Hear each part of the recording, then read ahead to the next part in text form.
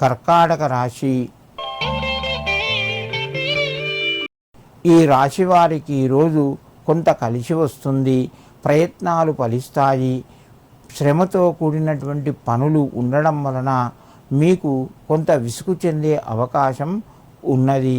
వ్యాపార రంగంలో అనుకూలంగా ఉన్నాయి. ఉద్యోగస్తులకు తోటివారి సహకారము సంపూర్ణంగా లభిస్తూ ఉంటుంది. కుటుంబ సభ్యుల మధ్యన శుభవార్తను వింటారు. కర్కాటక రాశివారు ఈరోజు మహావిష్ణవే నమః అని చెప్పి నారాయణమూర్తికి లేదా వెంకటేశ్వర స్వామికి 2 తులసి దళాలు సమర్పించండి. మీకు మరింత శుభయోగం కలుగుతూ ఉంటుంది. సింహరాశి. ఈ రాశి వారికి ఈరోజు మధ్యమ స్థాయిగా చెప్పవచ్చును. ప్రయత్నాలు కొంతవరకు ఫలిస్తాయి. డబ్బు చేతికి వస్తుంది. ఖర్చులు కూడా తగ్గుతాయి. ఆరోగ్యం పట్ల శ్రద్ధ వహించండి. ఉద్యోగస్తులకు కొంత ఒత్తిడి పెరిగే అవకాశం ఉన్నది. విద్యార్థులు శ్రద్ధ చూపిస్తారు చదువు పట్ల.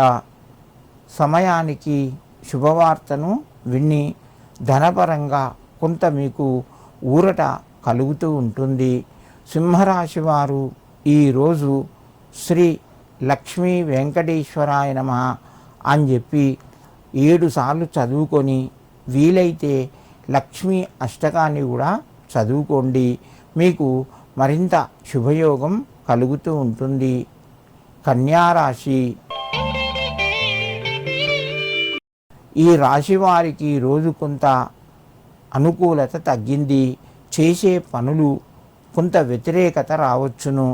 బంధుమిత్రుల నుంచి వ్యతిరేకత కూడా కలిగే అవకాశాలు ఉన్నాయి. సంఘం లోపల గౌరవ మర్యాదలు పెరుగుతాయి. తోటివారి సహకారము సంపూర్ణంగా లభిస్తుంది. ఉద్యోగస్తులకు వ్యాపార రంగంలో చక్కగా రాణిస్తారు. నిరుద్యోగ ప్రయత్నాలు కొంతవరకు ఫలిస్తాయి. కుటుంబ సభ్యుల మధ్యన అనారోగ్య సమస్యలు తలెత్తే అవకాశాలు ఉన్నాయి. కన్యారాశి వారు ఈరోజు రమాసహిత సత్యనారాయణ స్వామినే నమః అని చెప్పి స్వామికి నమస్కరించుకోండి. మీకు మరింత శుభయోగం కలుగుతూ ఉంటుంది.